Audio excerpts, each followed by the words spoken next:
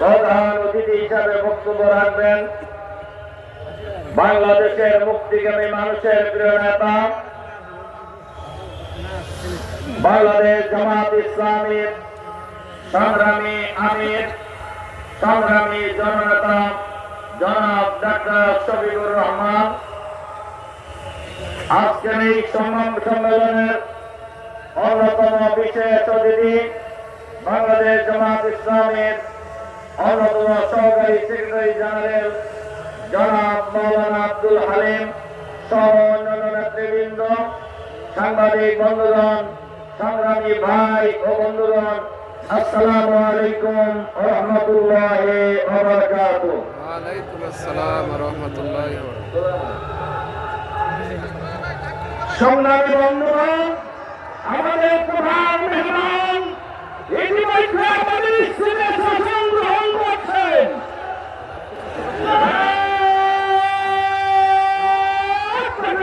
আল্লাহু আকবার।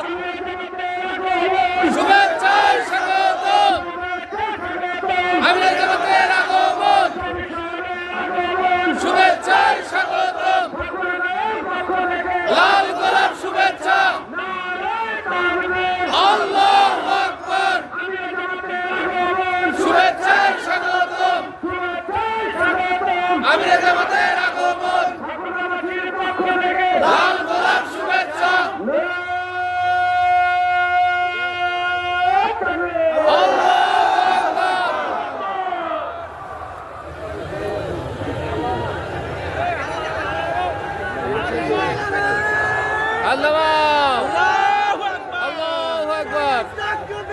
আল্লাহু আকবার। আমিরে জামাতের আগমন। শুভেচ্ছায় স্বাগতম। আমিরে জামাতের আগমন। আল্লাহু আকবার। সম্মানিত আমিরে জামাত, আপনাদের উদ্দেশ্যে, দেশবাসীর উদ্দেশ্যে গুরুত্বপূর্ণ বক্তব্য রাখবেন ইনশাআল্লাহ। সংগ্রামী ভাই এবং বন্ধুগণ, আল্লাহ তাআলার বিরাট মেহরবানি, আজকের এই ঐতিহাসিক মাঠে আমরা বিরাট কর্মী সম্মেলন করার সুযোগ পেয়েছি। বিগত 15.5 বছর 7 মাস 5 দিন বাংলাদেশের মানুষ তাদের কথা বলতে পারেনি, বাংলাদেশের মানুষ বক্তব্য দিতে পারেনি, বাংলাদেশের মানুষ নির্বাচনে ভোট দিতে পারেনি, বাংলাদেশের মানুষ কোন বিচার পায়নি, বাংলাদেশের মানুষ তাদের অধিকার পায়নি। তারা এই কথা বলেছেন, তাদের টুটিতে বলা হয়েছে, তাদেরকে বন্দী করা হয়েছে, অথবা খুন করা হয়েছে, অথবা গুম করা হয়েছে, অথবা কারাগারে আটক করে রাখা হয়েছে। এই সরকারের বিরুদ্ধে, এই ফ্যাসিবাদের বিরুদ্ধে বাংলাদেশের মানুষ এই সকল জুলুম নির্যাতনের বিরুদ্ধে, অন্যায়ের বিরুদ্ধে লড়াই করেছে, সংগ্রাম করেছে, জীবন দিয়েছে, হত্যা করেছে, সমাবেশ করেছে, কিন্তু কোন আন্দোলনে যৌক্তিক পরিণতি লাভ করতে পারে নাই।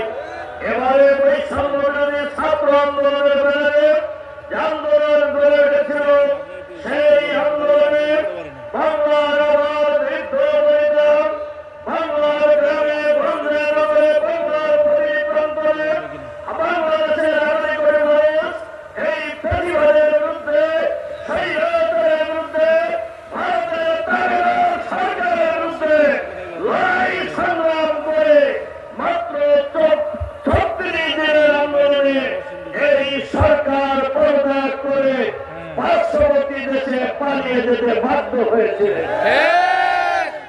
আল্লামা দেলোয়ার হোসেন সাইদি তার বক্তৃতায় বলেছেন, এখন থেকে 15-16 বছর আগে উনি বলছিলেন বাংলাদেশের 18 কোটি মানুষ যদি গাছের গোড়া চলে থাকি দেয় আপনারা মামুর বাড়িতে পড়বা। সেটা হয়েছে না? বলেন হয়েছে কিনা? বলেছিলেন এমন আন্দোলন হবে যে আন্দোলনে ইঁদুরের গর্ত পাবে না ফলাফল। সেটা হয়েছে না? হয়েছে। আল্লাহ তাআলা জুলুম পছন্দ করেন না। রাসূল সাল্লাল্লাহু আলাইহি সাল্লামের হাদিস, ইত্তাকুজ যুলমা, জুলুম থেকে তোমরা বিরত থাকো, কেননা জুলুমাতুন ইয়াউমাল কিয়ামা, জুলুম জালেমের জন্য কিয়ামতের দিন অন্ধকার হয়ে যাবে। কিয়ামতের দিন তো আরো দেরি আছে, দুনিয়ায় অন্ধকার হয়েছে না? একজন বিচারপতির নাম তো শুনছেন আপনারা। আমি ওই বিচারপতির নাম কোথাও নেই না। ওনাকে কোথায় পাওয়া গেছে? কলার পাতায়। সিলেটের বর্ডারের জঙ্গলের মধ্যে।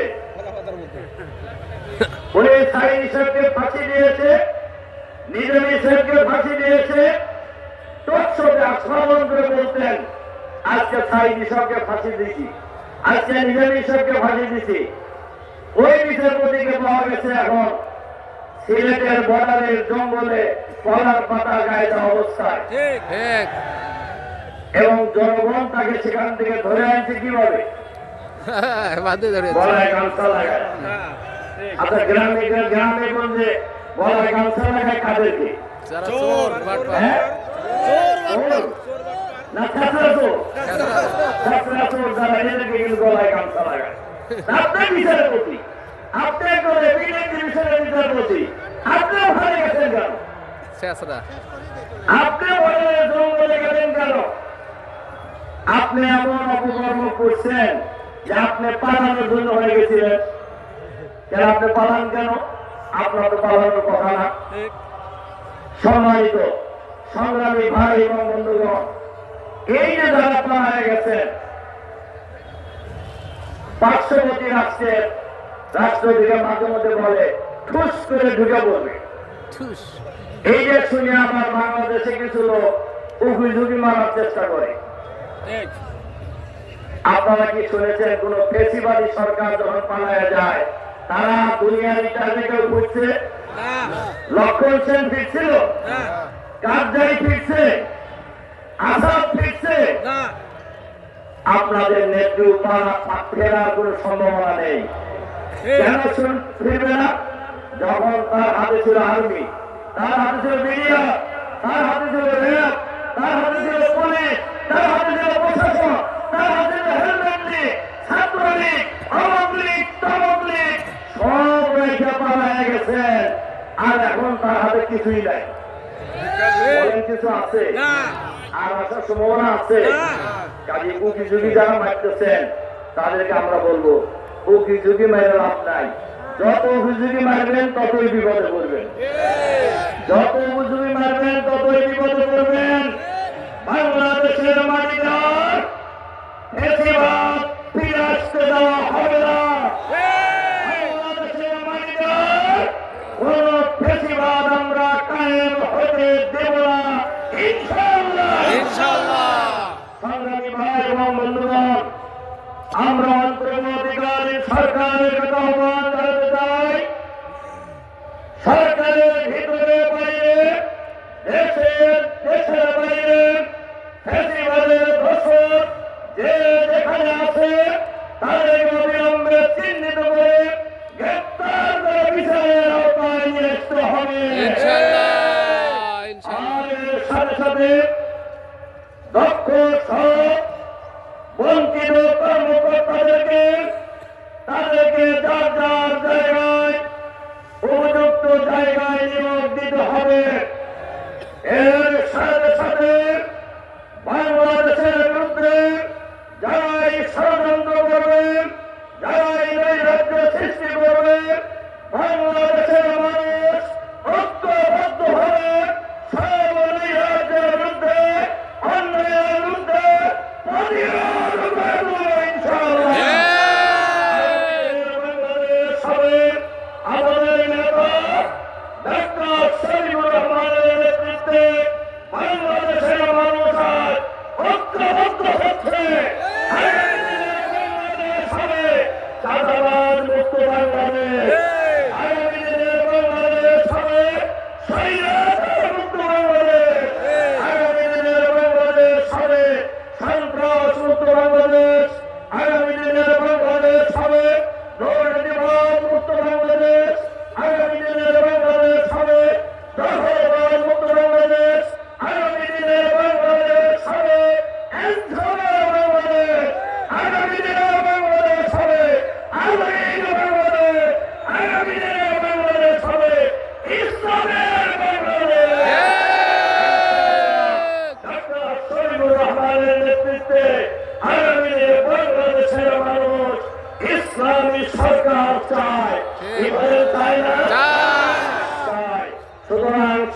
সরকার প্রতিষ্ঠার আন্দোলন, এই ঠাকুরগাঁও থেকে আমরা ঐতিহাসিক ভূমিকা পালন করবো ইনশাআল্লাহ। ইনশাআল্লাহ। ইসলামী সরকার কায়েমের আন্দোলনে, ইসলামী সরকার প্রতিষ্ঠা আন্দোলনে যে আন্দোলন শুরু হয়েছে, সেই আন্দোলন আগামী দিনে ঠাকুরগাঁও সর্বস্তরের জনতা ঐক্যবদ্ধ প্রতিরোধ করবে ইনশাআল্লাহ। ইনশাআল্লাহ। আপনাদের প্রতি আরো আন্তরিক সালাম এবং মোবারকবাদ জানিয়ে আপনাদের প্রতি কৃতজ্ঞতা জানিয়ে আমার বক্তব্য এখানে শেষ করছি। আল্লাহ হাফেজ। বাংলাদেশ জিন্দাবাদ, বাংলাদেশ জামাত ইসলামী জিন্দাবাদ, ঠাকুরগাঁও জেলার জনগণ জিন্দাবাদ। জিন্দাবাদ। আল্লাহু আকবার। গুরুত্বপূর্ণ বক্তব্য আল্লাহু আকবার। সম্মানিত বিশেষ অতিথি জনাব মৌলানা রফিকুল ইসলাম খান, সংগ্রামী সাথী ও বন্ধুগণ, এখন সভাপতির বক্তব্যের পরেই বক্তব্য পেশ করবেন ঠাকুরগাঁওবাসীর উদ্দেশ্যে আমাদের আজকের অনুষ্ঠানের সম্মানিত বক্তব্যী প্রধান অতিথি আমাদের সম্মানিত আহমেদ বাবা। সম্মানিত ঠাকুরগাঁওবাসী, এখন সভাপতির বক্তব্য পেশ করছেন আজকের কর্মী সম্মেলনের সম্মানিত সভাপতি বাংলাদেশ জামাত ইসলামী ঠাকুরগাঁও জেলা শাখার সম্মানিত আমির অধ্যাপক বেলাউদ্দিন প্রধান। সভাপতির বক্তব্য রাখছেন অধ্যাপক বেলাউদ্দিন প্রধান। আল্লাহু আকবার। আল্লাহু আকবার। আলহামদুলিল্লাহ রাব্বিল আলামিন। আল্লাহু আকবার। والصلاة والسلام على سيد المرسلين وعلى آله وصحبه أجمعين। বাংলাদেশ জামাত ইসলামী ঠাকুরগাঁও জেলা শাখা কর্তৃক আয়োজিত আজকের এই ঐতিহাসিক কর্মী সম্মেলনে প্রধান অতিথি হিসাবে ইতিমধ্যে আসন গ্রহণ করেছেন বাংলাদেশ জামাত ইসলামী আমির জামাত, বাংলাদেশের গণমানুষের নেতা ডক্টর শফিকুর রহমান। ডক্টর শফিকুর রহমান ইতিমধ্যে আসন গ্রহণ করেছেন। আরো মেহমান হিসাবে উপস্থিত আছেন Bangladesh Jamaat Islami assistant secretary general মাওলানা রফিকুল ইসলাম।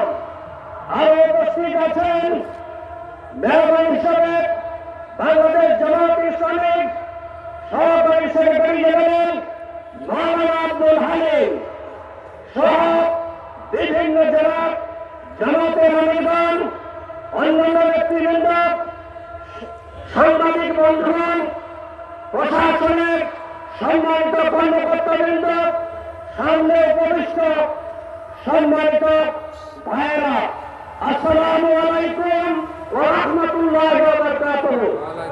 আমি আপনাদেরকে যারা জামাতের পক্ষ থেকে আন্তরিক অভিনন্দন এবং মোবারকবাদ জানাচ্ছি যে আমরা সবাই আমাদের আজকের কাঙ্ক্ষিত মেহমান বাংলাদেশ জামাত ইসলামী আমির জামাত ডাক্তার শফিকুর রহমানের বক্তব্য শোনার জন্য আপনারা অধীর আগ্রহে আছেন।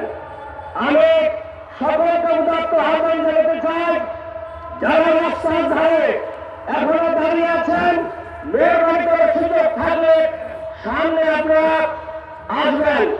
আমি আপনাদেরকে জানাতে চাই, বাংলাদেশ জামাত ইসলামী ঠাকুরগাঁও জেলার পক্ষ থেকে যা আপনারা কষ্ট করে আমাদের এই কর্মী সম্মেলনকে সফল করার দ্বারপ্রান্তে গেছেন, এই জন্য জেলা জামাতের পক্ষ থেকে আপনাদেরকে আন্তরিক অভিনন্দন জানাচ্ছি।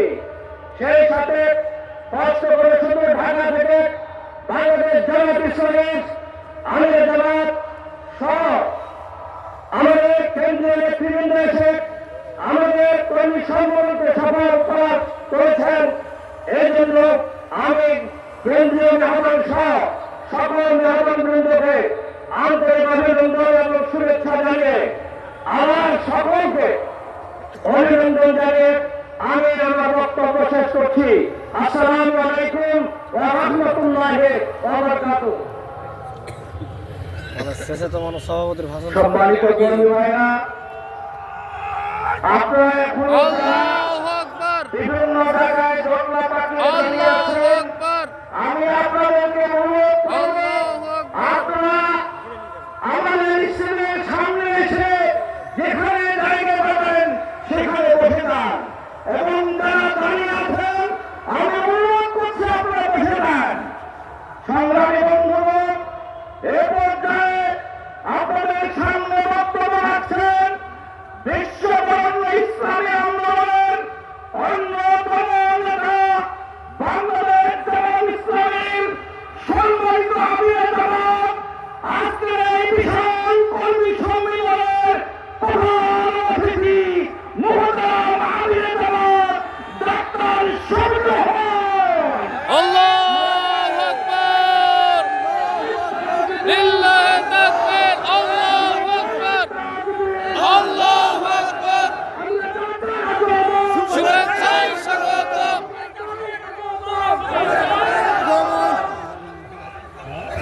আসসালামু আলাইকুম ওয়া রাহমাতুল্লাহ।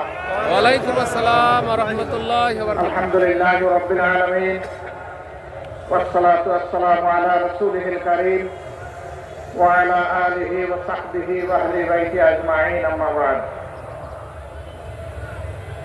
বাংলাদেশ জামাত ইসলামী ঐতিহ্যবাহী ঠাকুরগাঁ জেলা শাখা কর্তৃক আয়োজিত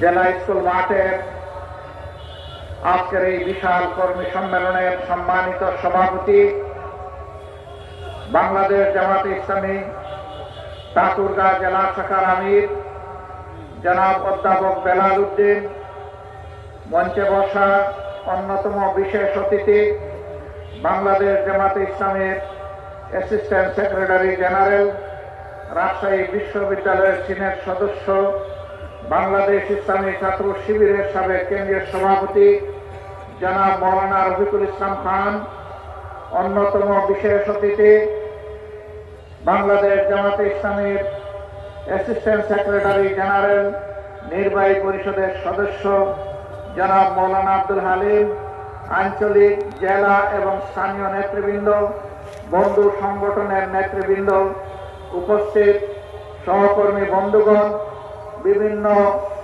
ধর্মের যে সমস্ত ভাই এবং বন্ধুরা এসেছেন, আমার সেই সমস্ত ভাই এবং বন্ধুগণ, সাংবাদিক বন্ধুগণ, আবারও সবার প্রতি সালাম, আসসালামু আলাইকুম ওয়া রাহমাতুল্লাহ। অন্যান্য ধর্মের ভাইদের প্রতি অন্তর্নিগ্নানো ভালোবাসা এবং শুভেচ্ছা। বাংলাদেশ 18 কোটি মানুষের দেশ, হয় কিছু কম হবে, না হয় কিছু বেশি হবে। ছোট্ট একটি দেশ, পৃথিবীর মানচিত্রের অবস্থান খুঁজে পাইতে হলে খুব গভীরভাবে চোখ ফেলতে হয়। এত ছোট দেশে বিশ্বের কোথাও এত বিপুল জনসংখ্যা নেই।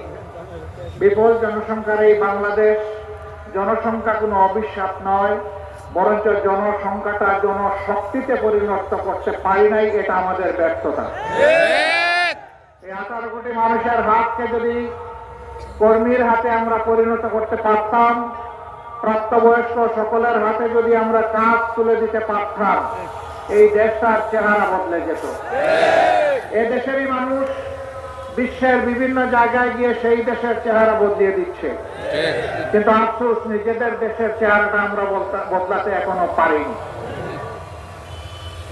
আজকে আমি আল্লাহ তাআলার বিশেষ শুকরিয়া আদায় করছি যে হাজারো নিষ্পেষণ, নির্যাতন, জুলুম, খুন, গুম, ধর্ষণ, লুণ্ঠনের তাণ্ডব চালানোর পর 17.5 বছর পরে বাংলাদেশের মানুষ একটু স্বস্তিতে শ্বাস নিতে পারছে। 15.5 বছর টানা পেশিবাদী সরকারের বিরুদ্ধে দেশের সকল বিরোধী দল দফায় দফায় আন্দোলন করেছে। এই আন্দোলন করতে গিয়ে অনেক মূল্যবান জীবন ঝরে গিয়েছে। এই আন্দোলন করতে গিয়ে অনেকে পঙ্গু হয়েছেন, আহত হয়েছেন, অনেককে ধরে নিয়ে গায়েব করা হয়েছে। আজ পর্যন্ত তাদের আপনজন জানে না তারা দুনিয়ায় বেঁচে আছে কি নেই।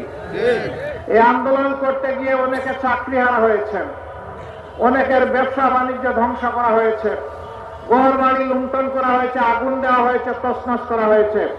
আর জামাতে ইসলামীর নেতৃবৃন্দের ঘর বাড়ি বুলডোজার দিয়ে ভেঙে গুঁড়া করে দেওয়া হয়েছে।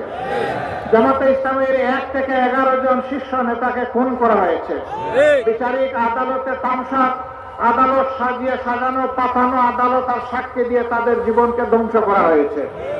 সম্মানিত ভাইরা, শেষ পর্যন্ত কোরআনের পাখি খ্যাত সারা দুনিয়ার মানুষ তাদের কলিজায় যার জন্য আলাদা একটা জায়গা ছিল, আল্লামা দিলওয়ার হোসেন সাঈদীকেও জেলের ভিতরে মৃত্যুর দিকে তারা ঠেলে দিল। তার একটা জানাজা ঢাকায় হবে তা বরদাস্ত করতে পারলো না। শেষ পর্যন্ত তাকে জোর করে পিরোজপুরে পাঠিয়ে দেওয়া হলো। সেখানে সেনাবাহিনী, বিজিবি, পুলিশ, র্যাব, আনসার সব কিছু দিয়ে চতুর্দিক থেকে ঘেরাও করে মানুষের স্রোত ঠেকানোর চেষ্টা করা হলো। তরুণ বর্ষণমুখর দিনে মানুষের স্রোত কেউ ঠেকাইতে পারেনি। সেখানে লক্ষ মানুষ বৃষ্টির পানির সাথে নিজেদের চোখের পানি দিয়ে তাদের প্রিয় মানুষকে দুনিয়া থেকে বিদায় দিয়েছে। জানাজায় শরীক হয়েছে, তার জন্য কেঁদেছে, আল্লাহর দরবারে মাগফিরাতের দোয়া করেছে, তার মর্যাদা বৃদ্ধির দোয়া করেছে। আল্লাহ যেন তাকে শহীদ হিসাবে কবুল করেন সেই দোয়া করেছে। এই শীর্ষ 11 জন নেতা, তাদের সহকর্মী বৃন্দ এবং অন্যায়ভাবে যাদেরকে এই দেশে হত্যা করা হয়েছে, যারা ঈমান নিয়ে বিদায় নিয়েছেন, আল্লাহর দরবারে দোয়া করি আল্লাহ তাদের সকলকে শহীদ হিসাবে কবুল করুন। বিশেষ করে 24-এর এই আন্দোলন যা 1 জুলাই থেকে শুরু হয়ে 36 জুলাই এসে শেষ হয়েছে, এই আন্দোলনে যারা বুক পেতে দিয়েছিল, বুক পেতে দিয়ে বলেছিল বুকের ভিতরে তুমুল ঝড়, বুক পেতেছি গুলি কর, বুক পেতে দাঁড়িয়েছিল খোলা অস্ত্রের মুখে, গুলির মুখে, সংকোচ করেনি জীবন দিতে। একজন মন্ত্রীকে এক পুলিশ অফিসার তখন বলেছিলেন, স্যার একটা মারি একটাই পড়ে, এরপরে 4 জন দাঁড়িয়ে যায়, 10 জন দাঁড়িয়ে যায়। এটা সেই দেশ। আলহামদুলিল্লাহ, আমরা গর্বিত। আল্লাহ তাআলা আমাদের বুকে, কুলে, উদরে, মায়েদের পেটে এই ধরনের বীরের জন্ম দিয়েছেন বাংলাদেশে। আলহামদুলিল্লাহ, আমরা আমাদের এই বীর সন্তানদের জন্য গর্বিত। আমাদের অন্তরে তাদের ভালোবাসার একটা বিছানা তৈরি হয়ে গিয়েছে। আমরা তাদেরকে শ্রদ্ধা করি। জাতিকে জালিমের অক্টোপাস থেকে মুক্ত করার জন্য তারা যে উদ্যোগ জীবন বাজি রেখে নিয়েছিল, তার জন্য আমরা তাদের কাছে কৃতজ্ঞ। আমরা দোয়া করি আমাদের এই সন্তানদের মতো আরো সন্তানরা যেন ভবিষ্যতে এই দেশের জন্য দাঁড়িয়ে যায়। প্রিয় দেশবাসী, এই দেশটা বিভিন্ন ধর্ম বর্ণের মানুষের। যুগ যুগ ধরে আমরা এখানে শান্তিপূর্ণভাবে সহাবস্থান করে আসছি, কিন্তু যে দলটি জাতিকে বিভিন্ন অংশে ভাগ বিভক্ত করে রেখেছিল, সংখ্যাগুরু সংখ্যালঘু বলে, তারা ফায়দা উঠেছে। আর তারাই যদি সংখ্যা লঘু বলে কিছু থাকে, তাদের সর্বনাশ এই দলটিই করেছে। তাকে জায়গা জমি দখল করা অবৈধভাবে, ইজ্জতের উপরে হাত দেওয়া, সম্পদ লুণ্ঠন করা এবং কাউকে কাউকে তাদের ঘর বাড়ি থেকে তাড়িয়ে দেওয়া, হায়নার মতো এই কাজগুলো তারাই করেছে। তারা নিজেরা করে দোষ ফেলেছে ইসলামপন্থীদের উপর। যারা আল্লাহর বান্দা, যারা আল্লাহর উপর ঈমান রাখে, তারা কখনো কোনো মানুষের ক্ষতি করতে পারে না, কোনো মানুষের প্রতি হিংসা পোষণ করে না, কোনো মানুষের জীবন নিয়ে তামসা করে না, কোনো মানুষের ইজ্জতের উপরে হাত দেয় না, কোনো মানুষের ইজ্জত, তাদের সম্পদকে নিজের সম্পদ মনে করে না। আমরা দাবি জানিয়েছিলাম, জাতিসংঘের হিউম্যান রাইটস কমিশনকে আমি একটা চিঠি দিয়েছিলাম 13 সালে, যে আমাদের বিরুদ্ধে যে অভিযোগগুলো দেওয়া হয়, আমরা তার তদন্ত দাবি করছি। এই তদন্ত করবে জাতিসংঘ, আমরা সর্বাত্মক সহযোগিতা করব। আমরা চাই 72-এর 10 জানুয়ারি থেকে শুরু করে 24-এ, এখন নতুন করে আবার বলছি, 24-এর 5 আগস্ট পর্যন্ত, এমনকি আজকের দিন পর্যন্ত বাংলাদেশে এরকম যতগুলো অঘটন ঘটেছে তার সুষ্ঠু তদন্ত হোক, তার শ্বেতপত্র জাতির সামনে প্রকাশ করা হোক। সেই শ্বেতপত্রে আমি ব্যক্তিটি যদি কালো বলে চিহ্নিত হই, দুষ্কৃতিকারী বলে চিহ্নিত হই, আমাকেও যেন ক্ষমা করা না হয়। আমরা দেখতে চাই এরা কারা, কারাই জাতির সর্বনাশ করে, সংখ্যাগুরু এবং সংখ্যালঘুর মারামারি লাগিয়ে দিয়ে। সম্মানিত ভাইয়েরা, এবারকার এই পরিবর্তন বিপ্লব অভ্যুত্থানের পরে 4 দিন বাংলাদেশে কোনো সরকার ছিল না, পুলিশ শাসন করে নাই, বিজেপি ঘর থেকে বের হয় নাই, আর্মিরা শুধুমাত্র গাড়ির উপরে তারা মহড়া দিয়েছে, কিন্তু আল্লাহ শুকরিয়া, বাংলাদেশে এই 4 দিন বড় কোনো অঘটন ঘটে নাই। কারণ এই দেশের মানুষ দেশকে ভালোবাসে, মানুষকে ভালোবাসে। এই জন্য এই দেশের প্রত্যেকটা মানুষ ছিল এই 4 দিন সরকার। তারা সরকারের দায়িত্ব সবাই পালন করেছে যার যার জায়গা থেকে। জামাত ইসলাম, অন্যান্য ইসলামী দল, মাদ্রাসার ছাত্র, অন্যান্য দেশপ্রেমিক দল সেই 4 দিন সমস্ত মন্দির, মঠ, প্যাগোডা, চার্চ সবগুলো পাহারা দিয়েছে যাতে কোনো জায়গায় কোনো অঘটন না ঘটে। এরপরে দুর্গাপূজা যখন আসলো, একটি গোষ্ঠী বাংলাদেশকে অস্থির করার চেষ্টা করলো। আমরা আমাদের হিন্দু ধর্মের ভাইদেরকে আশ্বস্ত করে বললাম, পূজা আপনারা নির্বিঘ্নে করবেন, আপনাদের পাশে থেকে আমরা পাহারাদারি করব। তারা তাদের পূজা করেছেন, আমরা নিরাপত্তা যতটুকু পারি তাদের পাশে থেকে করেছি। আবার যে জায়গাটায় তারা প্রয়োজন মনে করেন নাই ওখানে আমরা যাই নাই, যেখানে তারা প্রয়োজন মনে করেছে আমরা সেখানে গিয়েছি, প্রশাসনকে সহযোগিতা করেছি। তবে আমরা চাই না নির্দিষ্ট কোনো ধর্মাবলম্বীদের তার একটা উৎসব আসবে, একটা অনুষ্ঠান আসবে, সেই উপলক্ষে তাদেরকে পাহারা দিতে হবে, এটা আমরা চাই না। যদি বাংলাদেশে মসজিদ পাহারা দেওয়ার দরকার না হয়, মন্দিরও পাহারা দেওয়ার দরকার হবে না। আমরা সেই সামাজিক নিরাপত্তা বলয় দেখতে চাই। আমার সম্মানিত ভাইয়েরা, মুক্তিযুদ্ধের পক্ষের বিপক্ষের অনেক আওয়াজ, গুঞ্জন, অনেক বিভক্তির কথা, অনেক বিষ ছড়ানোর কথা আমরা শুনেছি। আমি প্রশ্ন করতে চাই, যারা এই চেতনার কথা বলেন, সর্বশেষ ঘটনা এবারকার মহান বিজয় দিবসে ভারতের প্রধানমন্ত্রী এইটাকে ভারতের বিজয় দিবস দাবি করে টুইট করেছেন এবং তিনি তার দেশের সৈনিকদেরকে, দেশবাসীকে তিনি অভিনন্দন জানিয়েছেন। একটা শব্দ তিনি বাংলাদেশ নামে উচ্চারণ করেননি। আপনাদের চেতনা কোথায় ছিল? এই বিজয় কি বাংলাদেশের না ভারতের? আপনারা বলুন, এই বিজয় বাংলাদেশের না ভারতের? বাংলাদেশের যদি বিজয় হয়ে থাকে আর ভারতের প্রধানমন্ত্রী যদি এই বিজয় তাদের বলে দাবি করে, আপনারা চুপ কেন? আপনাদের চেতনা কোথায় যায় তখন? সীমান্তে যখন ফেলানির লাশ ঝুলে থাকে, আপনাদের চেতনা তখন কোথায় থাকে? দিনের পর দিন যখন নিরীহ মানুষকে বর্ডারে হত্যা করা হয়, তখন আপনাদের মুখ দিয়ে আওয়াজ বের হয় না। বলেছে আপনাদের একসময় পররাষ্ট্রমন্ত্রী বলেছিল, সীমান্তে যারা বাংলাদেশি মারা যায় তারা দুষ্কৃতকারী। লজ্জা, জাতীয় লজ্জা। আপনারা এই দেশের মন্ত্রী হয়ে ভিন্ন দেশের গান গান, কারণ আপনাদের মাথা অন্য জায়গায় আপনারা বন্ধক রেখেছেন।